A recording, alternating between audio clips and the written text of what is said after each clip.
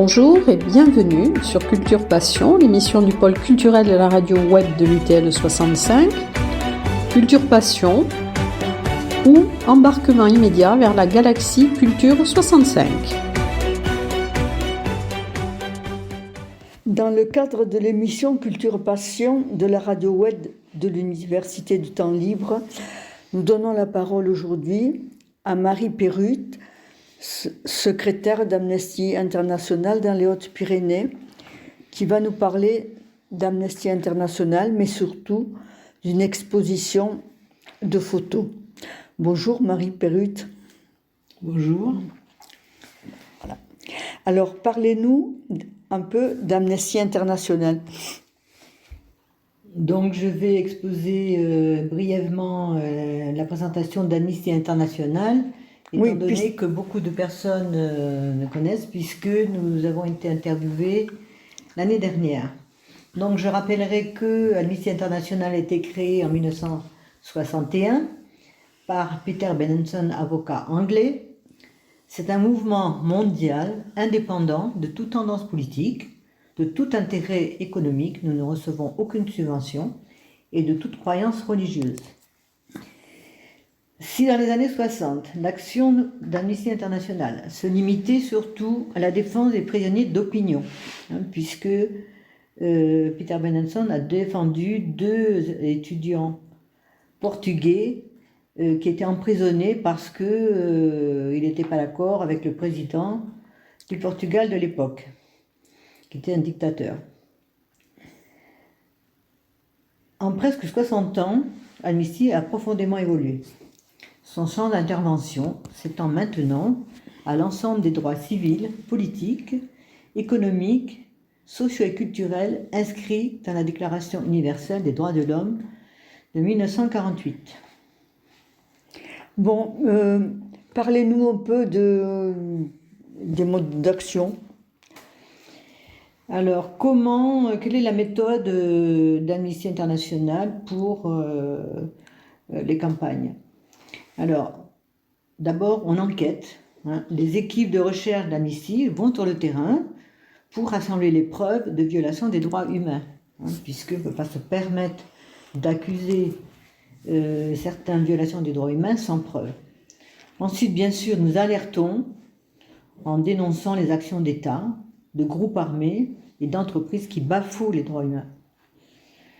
Et forte de cette expertise, d'ailleurs, Amnesty joue un rôle consultatif auprès de l'ONU et de diverses institutions. Bien sûr, après, nous agissons. Nous menons des actions de plaidoyer et des campagnes qui ciblent les États, les groupes armés ou entreprises, afin de faire pression et d'obtenir des changements. Amnesty est surtout connu puisque nous faisons signer des pétitions et des lettres en faveur des prisonniers d'opinion et des individus ou des populations qui sont victimes de graves spoliations de leurs droits. Bon, vous avez quelque chose à ajouter ou nous pouvons parler de l'exposition? Oui, je peux peut-être dire actuellement quels sont les principaux combats d'Amnesty. Alors bien sûr, le premier, c'est de défendre les libertés d'expression. C'est la base d'ailleurs de création d'Amnesty. Ensuite, nous combattons les discriminations. Nous avons fait des campagnes, par exemple, par rapport aux droits des femmes, en disant que tout le monde était égaux en droit. Ensuite, nous avons aussi fait beaucoup de campagnes pour abolir la torture et la peine de mort. Et d'ailleurs, ça fait souvent l'objet de pétitions et de lettres pour essayer de faire libérer des personnes qui sont torturées et qui sont condamnées à mort. Et puis, actuellement aussi, nous essayons de garantir la protection des personnes réfugiées et migrantes, puisque c'est quand même un problème d'une actualité brûlante.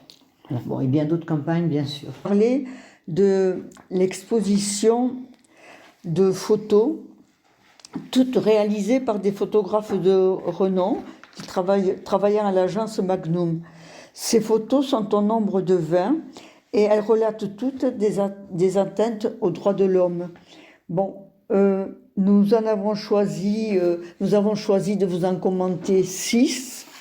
Bon, alors, la première dont Marie va vous parler, c'est une photo de Martin Luther King s'adressant à la foule à Washington. Et c'est une photo de Bob Henriquez.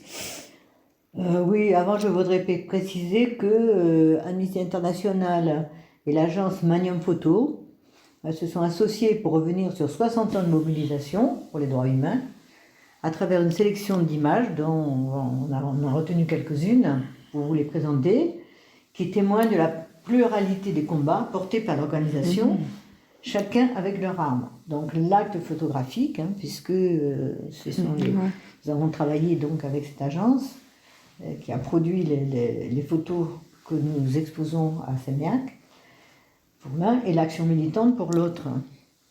Donc effectivement, puisqu'on remonte à 60 ans, une des premières photos représente le Martin Luther King, la foule à Washington, aux États-Unis le 17 mai 57. Donc c'était bien sûr déjà c'est la lutte pour les droits civiques aux États-Unis, particulièrement par rapport au combat de millions de personnes qui depuis les années 50 rêvent à la fin de la ségrégation raciale dans le pays, aux États-Unis. Oui, c'est une photo en noir et blanc très connue. Très connue, oui, voilà. Martin Luther King s'adresse à la foule à Washington. Bon, nous allons évoquer maintenant une photo qui parle des événements de la place Tiananmen. Attends, je vais... Tiananmen, donc cette fameuse photo qui est très connue, où The Dark Man, arrêtant la colonne de chars sur la place Tiananmen, ça date du 4 juin 1989. Amnesty International estime que 1000 personnes ont été abattues durant ces événements. Face aux chars blindés, le courage d'un homme inconnu reste encore aujourd'hui dans les mémoires. Oui, c'est une photo culte que la plupart des adolescents de l'époque avaient dans leur chambre. Bon, alors, 100 000 étudiants et intellectuels se sont rassemblés pacifiquement sur cette immense place de Pékin au printemps 1989. Nous allons changer de continent, nous allons aller à Guantanamo. Il y a une photo assez symbolique du camp de Guantanamo. Je crois que Paolo Pellegrini a choisi de montrer des mains. Voilà. Un soldat qui montre comment les détenus devaient placer leurs mains pour être menottés avant de pouvoir quitter leur cellule. Donc, vous savez bien que Guantanamo a été créé à la suite des attentats du 11 septembre 2001, des tours jumelles. Et dès 2002, Amnesty International amorce son combat contre la torture qui est pratiquée dans le cadre de la guerre contre le terrorisme. Bon, il se trouve qu'actuellement, il y a encore 40 personnes qui sont toujours détenues à Guantanamo, alors que Obama s'était engagé à fermer Guantanamo. Et le plus souvent, ces personnes sont sans inculpation ni accès à procès équitable. Oui, alors c'est une zone, Guantanamo est vraiment une zone de non-droit. C'est aussi une photo en noir et blanc, qui est, dont l'ombre et la lumière sont particulièrement terrorisme en janvier 2015.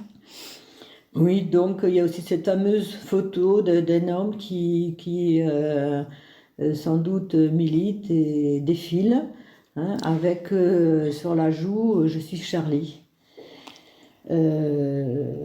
Donc c'était la marche républicaine contre le terrorisme et l'antisémitisme, donc après l'assaut contre Charlie Hebdo, que tout le monde dont on se souvient bien, et la prise d'otage de l'hypercacher. Donc ces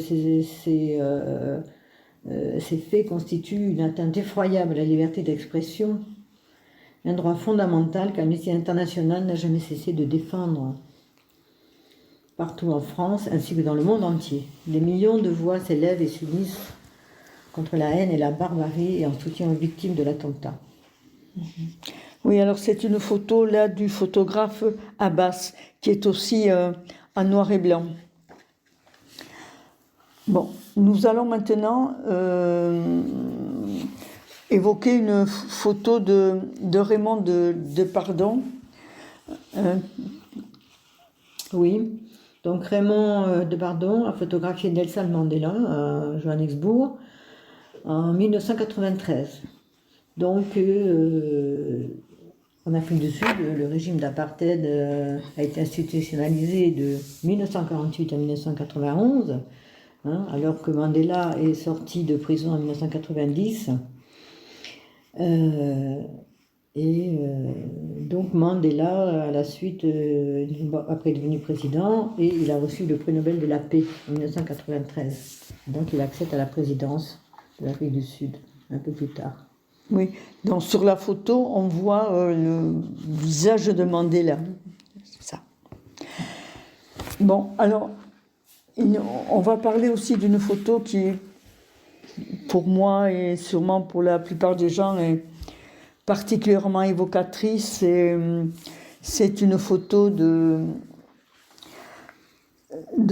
Christophe Andersen qui se passe en Afghanistan.